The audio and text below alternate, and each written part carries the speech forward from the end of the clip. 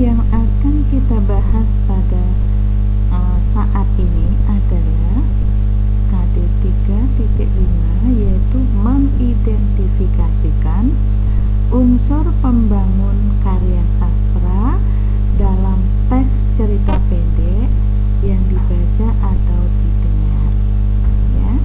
Terus tujuan pembelajarannya adalah setelah kegiatan kamu menyaksikan video pembelajaran, diharapkan siswa mampu memahami unsur intrinsik cerpen. Dalam hal ini, pertemuan ini adalah unsur intrinsik menentukan tokoh dan latar cerpen yang dibaca.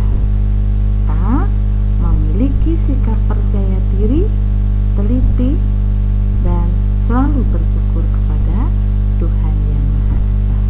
Itu anak-anak tujuan dan KD yang akan kita bahas pada saat ini.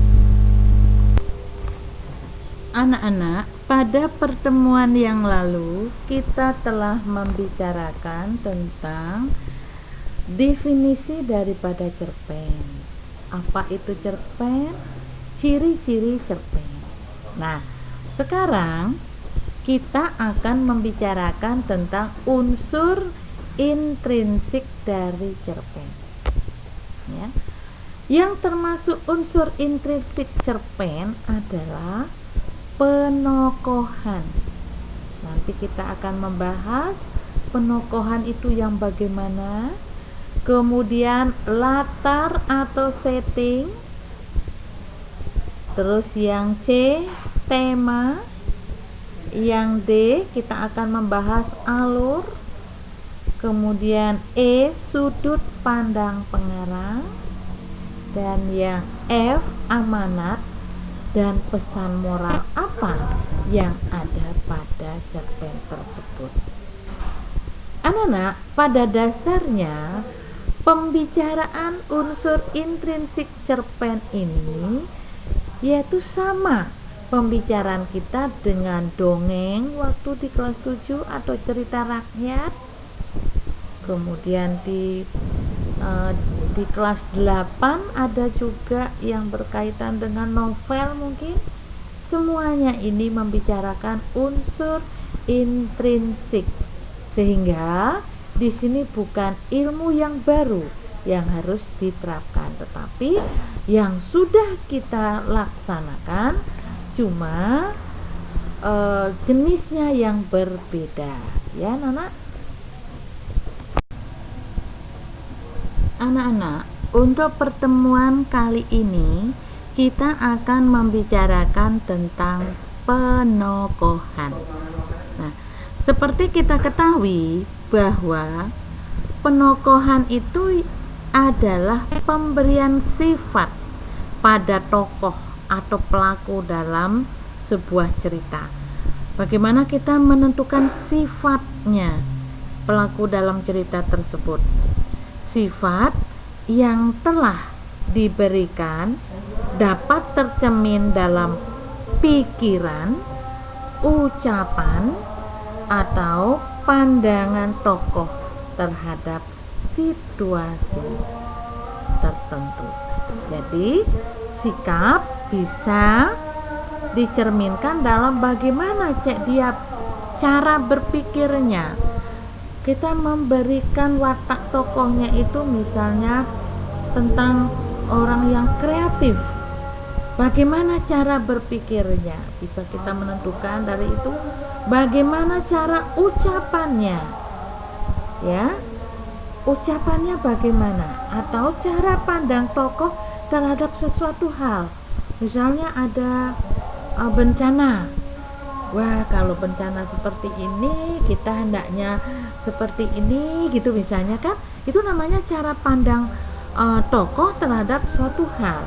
Nah, anak-anak, jadi dalam penokohan itu dijelaskan sekali lagi bagaimana kita memberikan sifat atau watak daripada tokoh atau pelaku dalam sebuah cerita.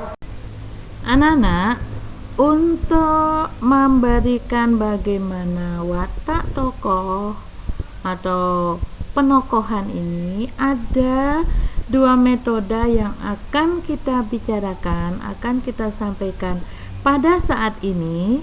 Yang pertama adalah metode analitik.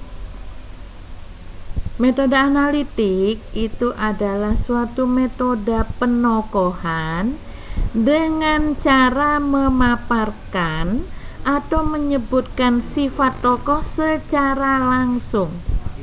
Jadi metode analitik ini sama dengan metode langsung.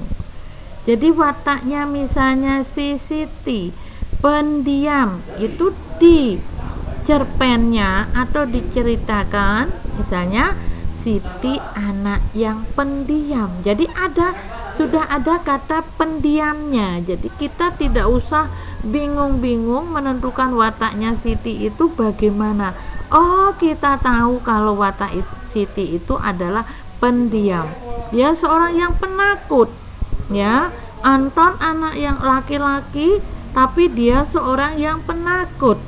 Nah, itu misalnya sudah ada kata penakut. Bagaimana wataknya Anton? Penakut. Nah, itulah yang disebut dengan metode analitik atau metode langsung. Anak-anak, kita lanjutkan sekarang metode yang kedua adalah metode dramatik. Metode dramatik itu sebuah metode penokohan dengan cara memaparkan watak tokoh secara tidak langsung. Memaparkan secara tidak langsung.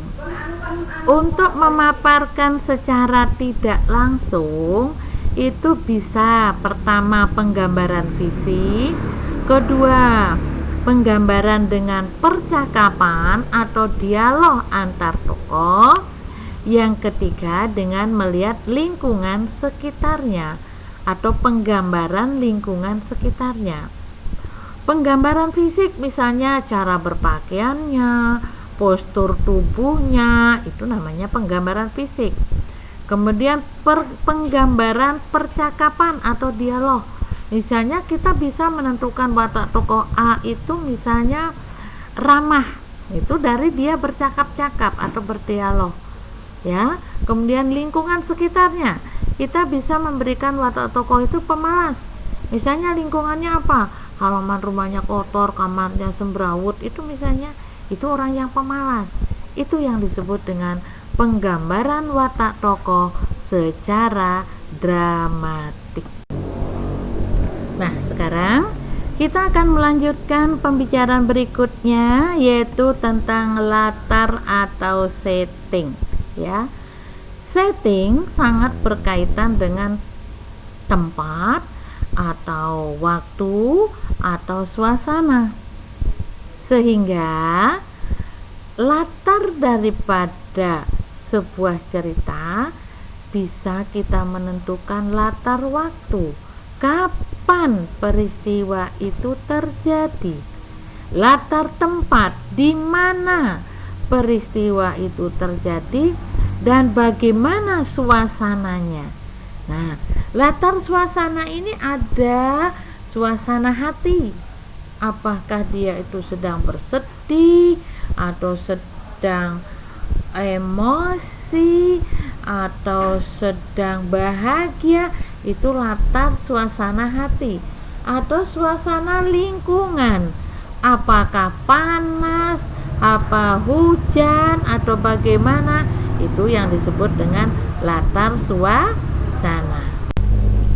Anak-anak, tadi kita telah membicarakan tentang penokohan dan latar setting.